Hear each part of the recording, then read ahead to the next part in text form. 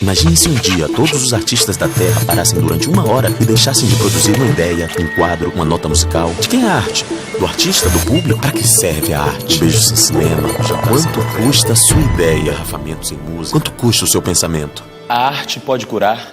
Opa, boa pergunta.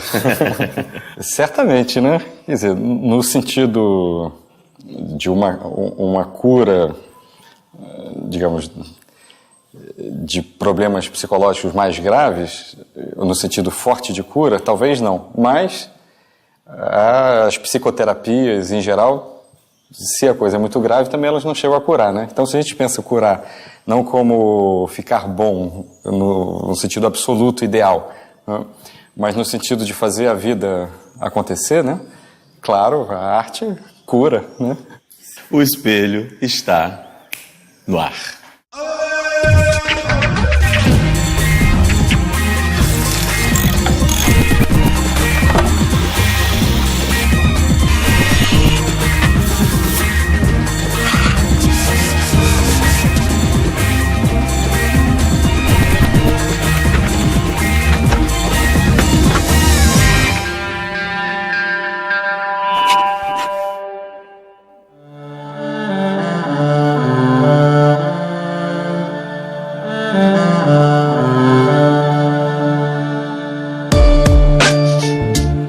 Como é que você escolheu a filosofia e a psicanálise? Eu sempre gostei, assim, de arte e de ciências humanas. E aí resolvi fazer a graduação na Escola de Comunicação da UFRJ, porque na época, hoje ainda, mas na época ainda mais, início dos anos 80, tinha assim, um panorama de disciplinas de ciências humanas imenso. Então eu tive psicanálise, psicologia, filosofia, ciência política, antropologia, sociologia, enfim, então era bem rico, semiologia, semiótica. E a arte eu deixei, porque eu pensava na hora do vestibular, pô, será que eu faço belas artes e tal? Mas aí deixei para lazer. E vendo tanta variedade assim de ciências humanas, a minha cabeça não parava de pensar, né? De pensar sobre as coisas. E então resolvi enveredar pela filosofia.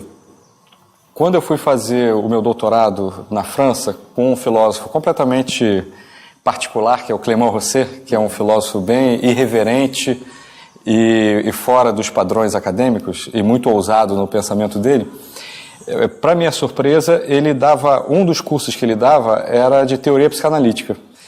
E a sala era lotada, então tinha assim 100 pessoas assistindo, sendo que nem todos eram alunos. E aí eu via aquele olhar dele, um olhar filosófico sobre a psicanálise, e vi, bom, tem tudo a ver.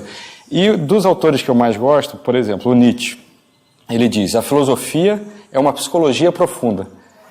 Que é curioso, que é o termo que o Freud usou para definir a psicanálise, né? A psicanálise é uma psicologia profunda. Uhum. E aí eu comecei, como sempre, quando eu me apaixono por algum assunto, a comprar quilos de livros e ler sozinho. Tá? Aí quando eu voltei para o Brasil, num congresso em Brasília, eu sentei no ônibus interno do congresso, por acaso do lado, né, de uma pessoa, Narman Harmony. E eu comecei a falar para ele sobre Spinoza e sobre o meu interesse assim, em psicanálise também. E ele, psicanalista, começou a falar para mim sobre o Winnicott. E eu não conhecia o Winnicott. Uhum. E, bom, aí a gente viu que Spinoza e Winnicott tinham tudo a ver e que eu e ele tínhamos tudo a ver também. Uhum. Somos amicíssimos até hoje. Eu considero ele assim, como um dos grandes autores de teoria psicanalítica e de psicanálise no Brasil. E se nós não vivêssemos num país periférico, certamente seria do mundo também. E nesse momento ele falou: por que você não começa uma formação em psicanálise? Né? Eu já fazia análise pessoal e comecei uma formação no Círculo Psicanalítico do Rio de Janeiro, onde hoje eu sou um dos diretores, né? Por acaso edito a revista de lá. Né? A filosofia ajuda a psicanálise a não ser dogmática. Então, abre assim, né? Porque, às vezes, felizmente não sempre, quem fica só numa formação de psicanálise ou só estudando psicanálise, meio que toma aquilo como verdade. E a filosofia mostra que aquilo é um discurso para entender melhor o psiquismo, as pessoas, o real, mas tem outros discursos. Você pode achar que aquele explica melhor, mas já ajuda, digamos, né, esse olhar múltiplo, a você se distanciar e não cair na armadilha do dogma. Né? Bom, e a psicanálise, por sua vez, ajuda a filosofia, ou me ajuda na filosofia, né, a pensar a vida concreta, né? Que aí é sofrimento, cabeça, não é mais mundo das ideias, sexo dos anjos. O que se tornou a arte e o que se tornou o artista? Uma das questões, tanto na história da arte, nos estudos da arte, quanto no senso comum, né, é assim, arte contemporânea é arte. Eu lembro uma vez, em Nice, na França, eu fui no Museu de Arte Contemporânea lá, e tinha um colchão no meio da sala, né? Minha reação espontânea, foi espontânea, não era uma piada, né? Depois eu pensei, pô, eu fui procurar se tinha plaquinha. Porque se tivesse plaquinha era arte, se não tivesse, tinha esquecido ali, né? Como que eu penso assim, o que caracteriza a arte aí evidentemente inclui a arte contemporânea, né? O filósofo francês Deleuze, né, ele vai definir assim, a obra de arte é um pacote de sensações. Então, quando o público entra em contato com aquele pacote, é como se o pacote se abrisse e afetos e sensações nos tocassem. Né? Eu vejo essa definição como que a arte ela tem que causar uma estranheza, ela tem que tirar a pessoa de onde ela está, do que ela pensa, da estabilidade dela. Então isso é arte. Aí fica mais claro entender por que, por exemplo, o mictório, né, do chão é arte. Porque, claro, naquele momento, pegar aquele objeto, deslocar para dentro de uma galeria, foi extremamente causador de estranhamento, de desestabilização mental, intelectual, psíquica. Então, acho que isso aqui é o forte da arte. Aí é claro que, a partir daí, em vez de pegar o mictório, pega uma pia e tudo, aí já não vai causar o mesmo estranhamento. Então, por exemplo, um Van Gogh, não é que não dependa da cultura e da época, mas ele vai ter menos dependência da cultura e da época. Porque, enquanto objeto, o estranhamento que ele causa, o impacto que ele causa, o impacto afetivo que ele causa, não é tão colado ao que se fazia num dado momento.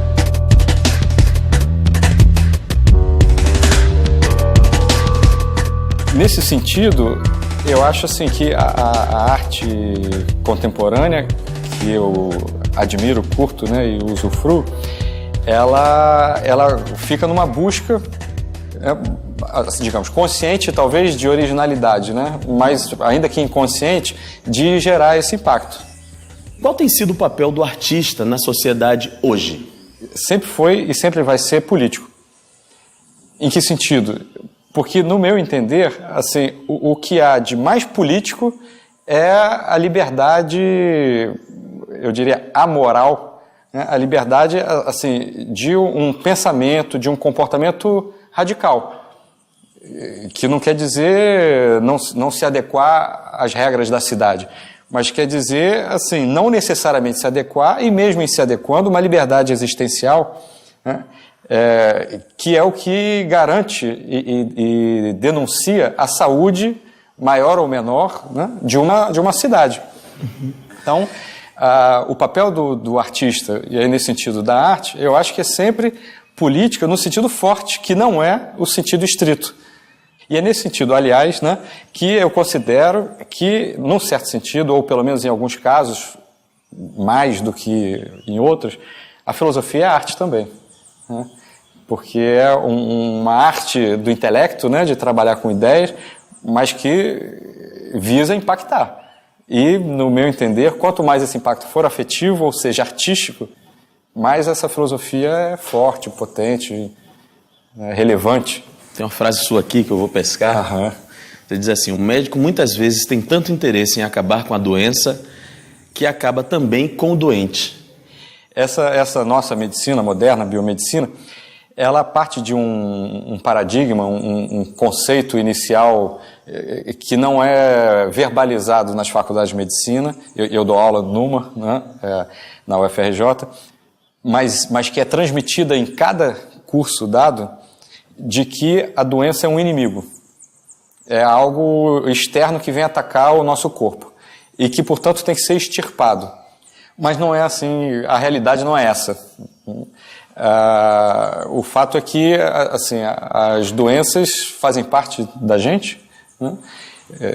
Tanto pequenas doenças, né? A doença é um rótulo que se dá para uma enfermidade. A enfermidade vem de não firme, enfraquecimento. Né? Um enfraquecimento e uma normatividade, uma norma, uma regra de funcionamento que dentro de nós vai no sentido contrário ao da nossa unidade múltipla e que, portanto, prejudica o conjunto, digamos, né? Então, o que me parece evidente é que o foco da medicina deveria ser muito mais fortalecer o doente do que combater a doença ao ponto de, como infelizmente muitas vezes, o doente, o estado posterior do doente não ser levado em conta. Então, quer dizer, se o foco é só em extirpar o inimigo, né, o local onde o inimigo existe, muitas vezes fica mais debilitado do que antes, e aí é comum ver médicos falando a cirurgia ou a intervenção, enfim, ou o tratamento foi um sucesso, só que o doente piorou. A medicina moderna, ela trabalha com uma definição negativa de saúde, que eu acho péssima, que é saúde é ausência de doença. Logo, não faz mal se o doente deixa de ser saudável, ou se cada um de nós, né, na vida cotidiana, não somos saudáveis, portanto, né, conquanto que não tenhamos doença. Bom, e se é assim, se perde uma definição positiva de saúde, que seria, por exemplo, entender saúde como potência de existir.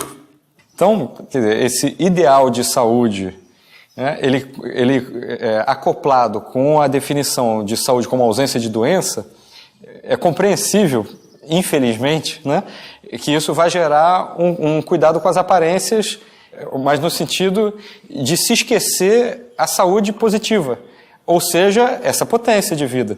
A mídia contribui bastante, né, para uma supervalorização das aparências e a saúde entra aí a partir dessa definição que vem da biomedicina, né, que não é algo diretamente nascido na mídia, né, mas aí eu acho que as duas coisas se encaixam perfeitamente, né?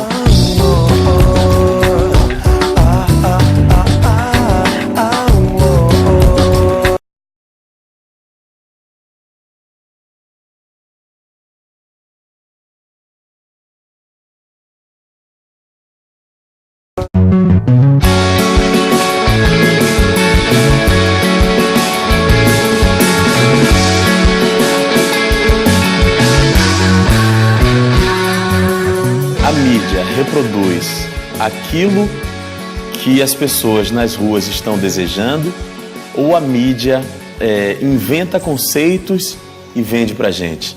Certamente as duas coisas. Bom, aí isso me faz pensar na questão da arte em Nietzsche. Então, Nietzsche diz a tragédia anterior, né, o teatro, né, vamos chamar de teatro, o teatro de Ésquilo e de Sófocles era político nesse sentido forte. Era um perigo para a cidade, porque as pessoas ficavam livres, criativas, potentes, né, com a saúde como potência.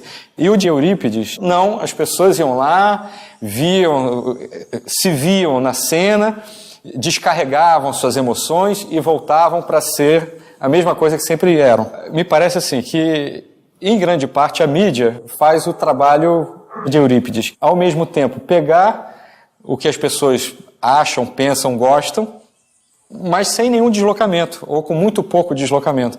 Aí isso vai gerar uma confirmação, ótimo, né? Em termos assim de merchandising, certamente vai ser o que mais vai... Bem eficiente. Eficiente, né? Porque a pessoa vai ficar, digamos, confirmada no seu narcisismo, né? Ainda tem também, digamos, da parte da mídia, esse movimento proativo, digamos, né?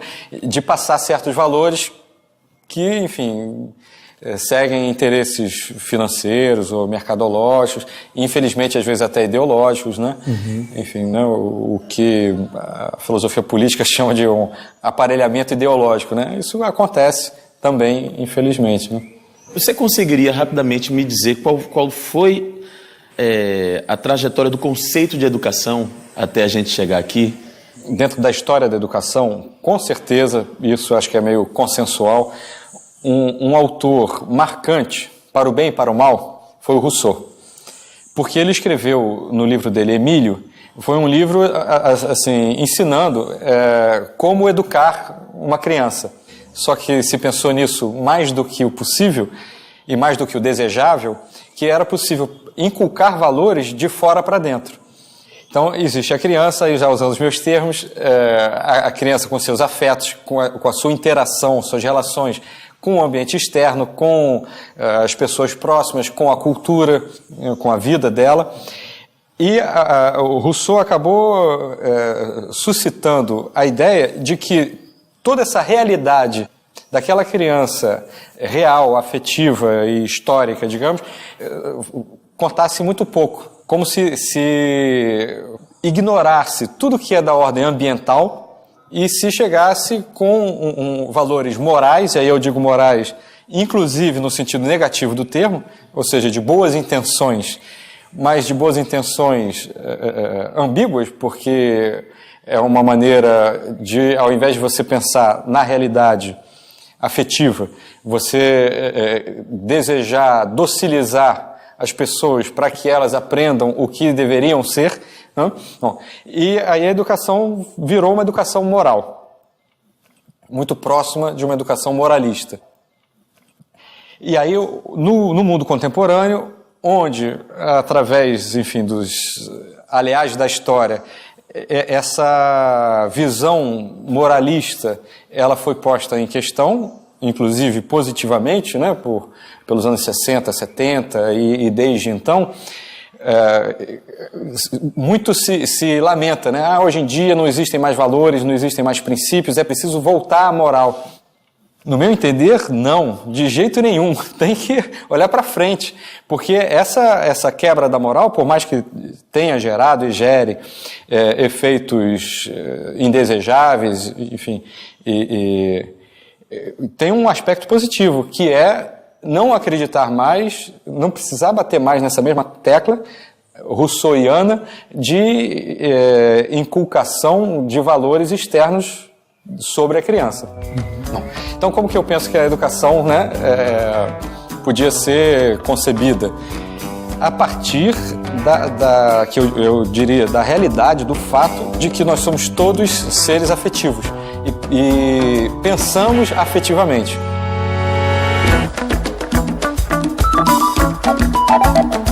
É só pensando com corpo, de corpo e alma, né? Pensando com o corpo, é que a gente pode pensar com a mente.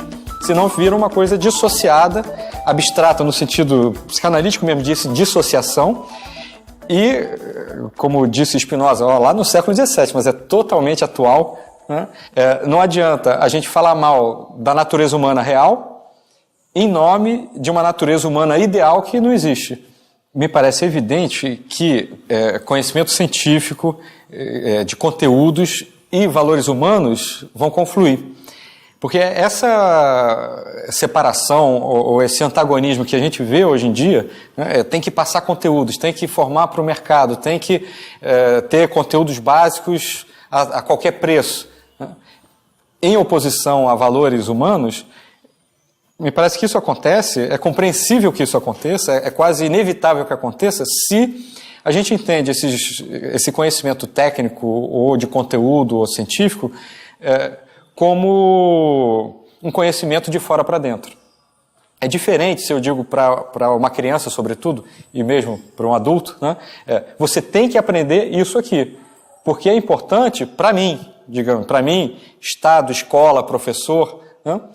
Sem mostrar o quanto que é vantajoso ou importante para ela. Então, a criança, mais ainda, mas mesmo posteriormente, é como se a criança pensasse assim, mas isso não é importante para mim. Aí vão dizer, não, é importante, porque você tem que arranjar emprego. Aí tudo bem, mas ela vai viver uma dicotomia. Assim, eu tenho que me forçar a uma coisa que é um sacrifício, que é chata, que é ruim, que eu não vejo intrinsecamente nenhuma relevância, mas eu tenho que me forçar porque eu sei que depois vão me cobrar isso para eu poder ter um lugar na sociedade, né, ou, enfim, conseguir dinheiro, emprego, etc.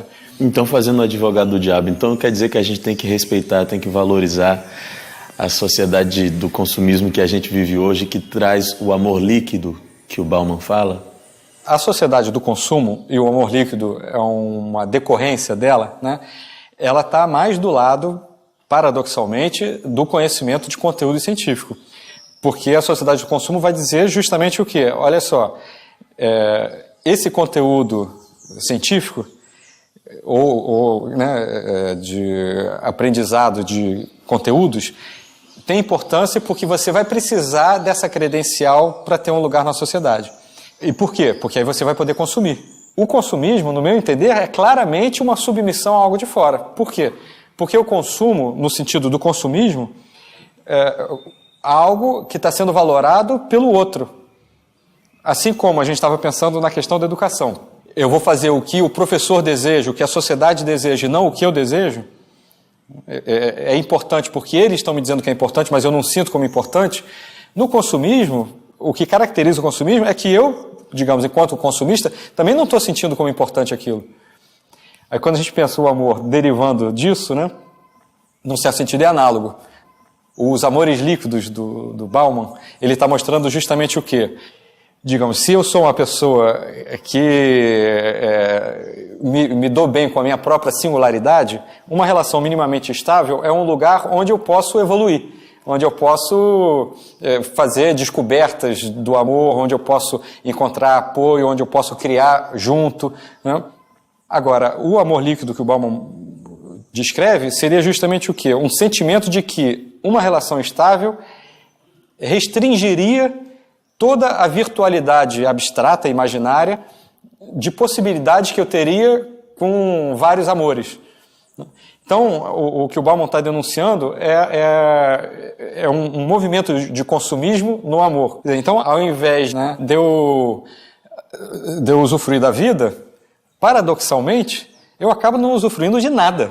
Né? Quer dizer, para não ficar restrito, para não ter o meu desejo e a minha fruição restringida, eu acabo eu mesmo não me permitindo usufruir de nenhuma das coisas, porque ao invés de sentir o que está presente, eu acabo sentindo uma falta, uma ausência no que eu tenho. E desejo sempre a galinha do vizinho, né? Que parece mais gorda. Só que vai ter sempre uma mais gorda, né?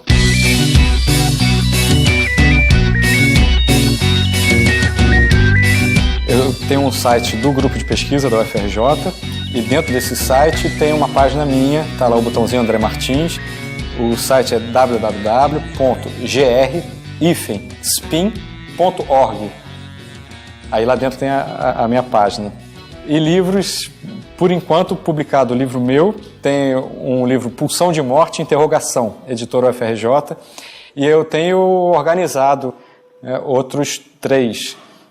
Um pela CPFL Cultura e 2 outros de coletâneas da relação Spinoza-Nietzsche.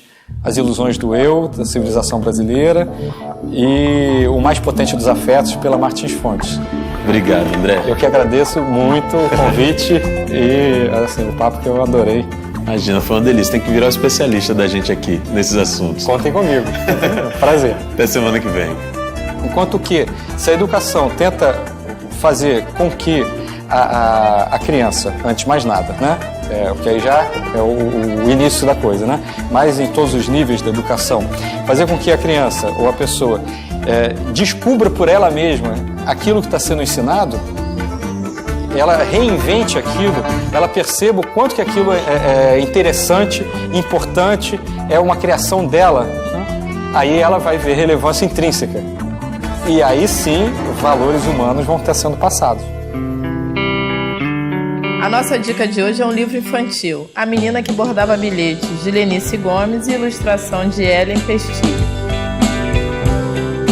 Neste livro, A Menina que Bordava Bilhetes, a autora Lenice Gomes, através de sua personagem, conta pequenas histórias de um vilarejo através de bilhetes que a própria menina vai bordando, contando a sua vida, contando a história da sua cidade e encantando a todos os leitores mirins. Através de uma ilustração delicada A autora faz um trabalho de colagem também, em parceria com a ilustradora, e o resultado final é esse trabalho bonito e delicado.